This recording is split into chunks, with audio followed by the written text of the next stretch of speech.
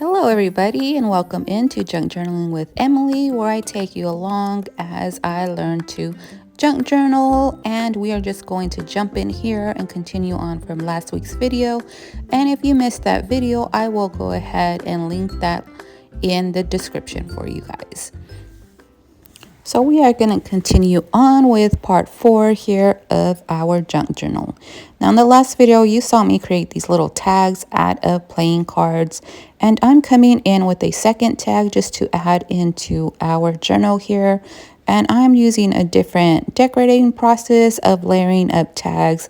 Now if you see this little tag that I'm gluing here, that is actually from our little butterfly dangle that we added into our junk journal. So I save everything and everything becomes something in your junk journal world here. Now I did use washi tape to layer on the first tag, and a little sticker there came in with our second tag, adding in our little bird book page, and glued that all together. Now I put a little hole here with my awl, and I'm coming back in with just a little safety pin to attach both of these tags in together. And like our first tag, I will come back in with that ribbon and add a little decorative element into this spot here. Now with every junk journal, as you work and as you arrange it, don't forget you can move things around with your tags and everything. So if you like it one way, and you later on decide, oh, this tag will look better there, you can go ahead and do that. It's free range in this junk journaling page and crafting world here. Do what you feel free to do, and your creative juices, just let them flow down on the paper. Don't look too much for perfection here. So I found these little images of birds here. I think these are from Etsy. If I can find that link, I will go ahead and put that in the description as well. I am going to add these to our dictionary pages here, just adding a little bird element in the corners.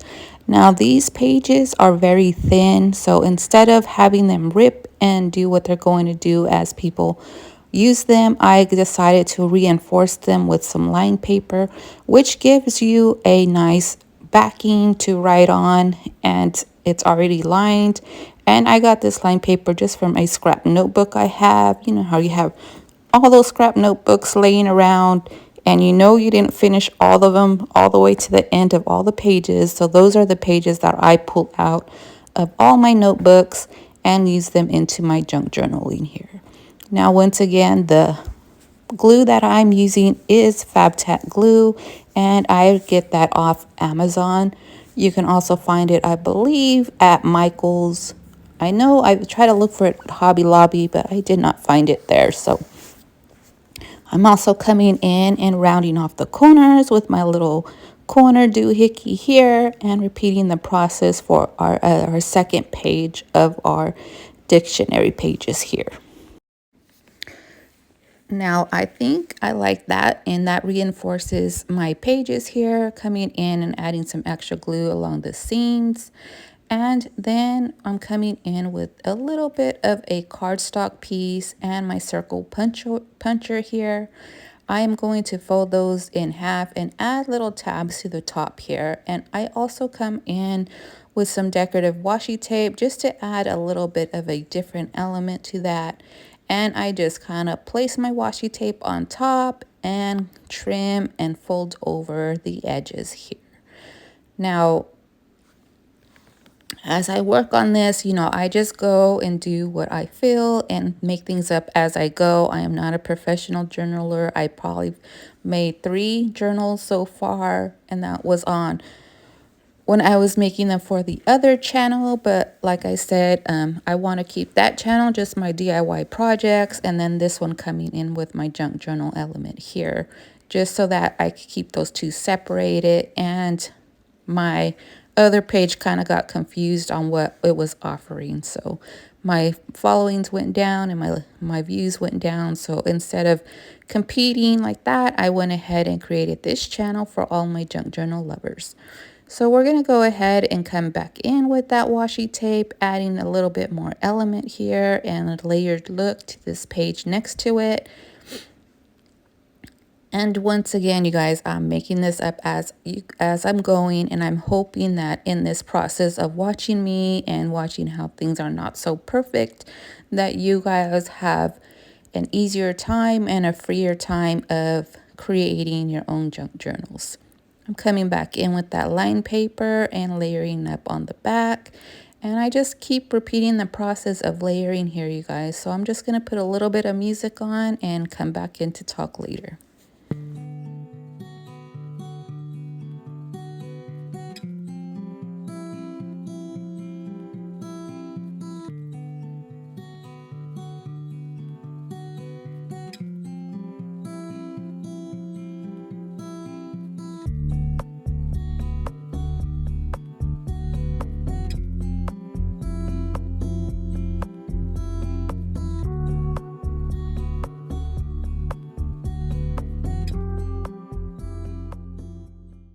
Now, what helps me a lot is just going back and forth throughout my journal and seeing where I can add something or move something. And I decide that I'm going to come in with that same sheet of paper that we used in the cover of our journal on the inside cover. And I'm going to make this flap here that I don't really like into this little bird scene here. Now I'm going to use my FabTech glue again and just add that extra cardstock over that sticker that I added as well.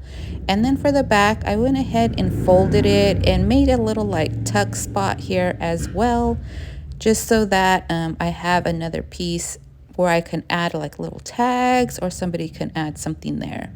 Now I think this works better for me. I like this process better. I go ahead and re-add my tags there. And I found these two little tags here that are going to fit there for now. So we'll go ahead and continue our flip through to see where we want to work on next and where I want to add something.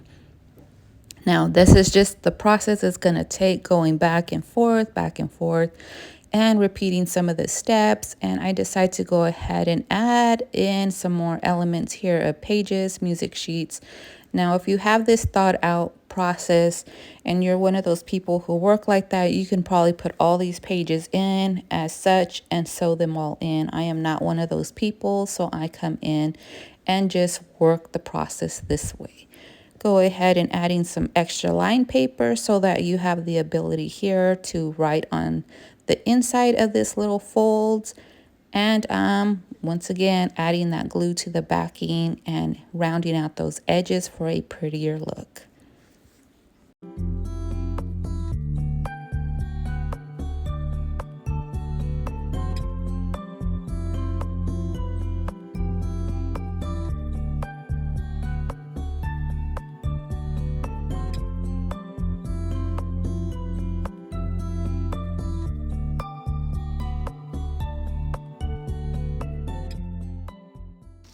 So here I come in with just a little stickers just to add that decorative element and put some color onto this piece.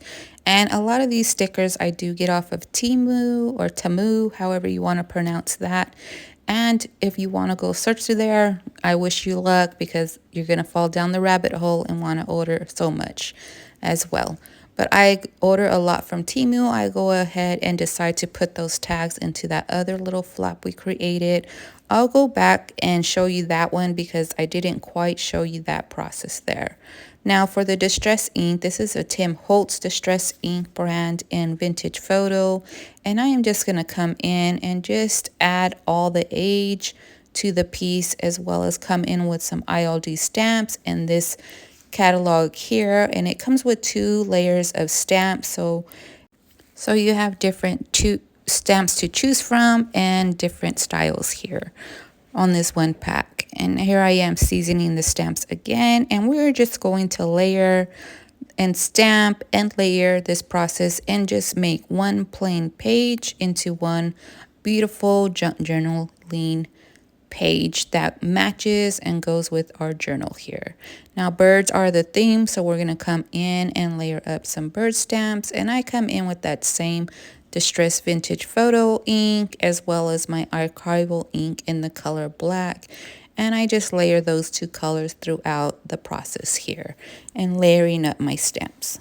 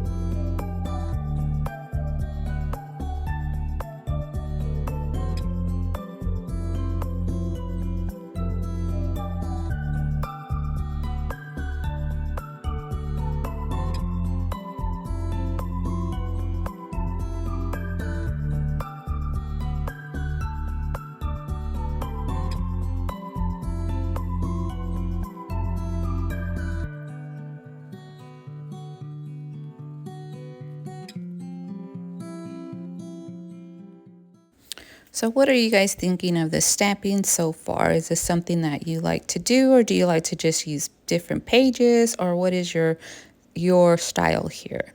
So I found this printed bird image in my stash, and I'm going to trim off all the excess, giving it a raw feathered kind of edge look, coming in with that distressed ink pad again and aging up this piece. Now, hindsight, if you know what pages you fully want to add in here, you could have added this piece before when you sold in all your signatures, but that's not the way my brain works. So then I go ahead and add pages this way by adding my FabTac glue into the center and just adding that page in that way. Now I'm going to come in with some extra pieces of paper here that I found, scrap pieces in my stash, and we are just going to create something here to put right here in this piece. Now I want it to fold out and open up and do a little something special here, so I am going to go ahead and do that here. So I folded it up in sections, and I put a little lip here just to add that to the edge of our seam. And then we're going to go ahead and glue the inner seam closed as well. And I will go ahead and trim up the pages here. Now this doesn't have a name. It doesn't have like measurements. It's just me making things up as I go, you guys. So there's no real, I guess, name for things sometimes. So I'm just going to come in and add my distress ink and age up this piece. And then we're going to come in with some leftover scrap pieces of paper and embellish this up. Now I like this blue paper, and I thought that since we have blue in this journal, I'll go ahead and add this design here. And I decide to come in and just do a little side pocket here. So I am going to edge out the paper with some glue and create that pocket here on the end.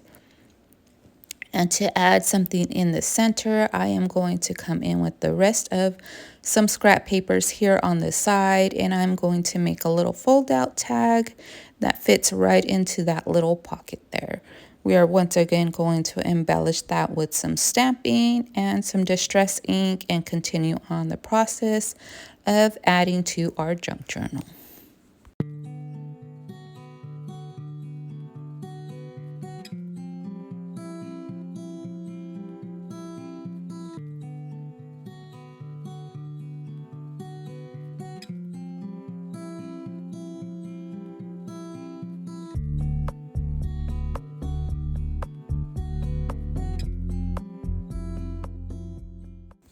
So then I also come in with the Apothecary label pack from ILD. Now you get 4 sets of stamps in this pack, and that will also be with my affiliate link down in the description. I'm going to add these images here the way I feel, leaving this spots on here so that there is a lot of writing room in this center little fold out as well. If you guys like this content, hit that subscribe button and notification bell and help my channel grow.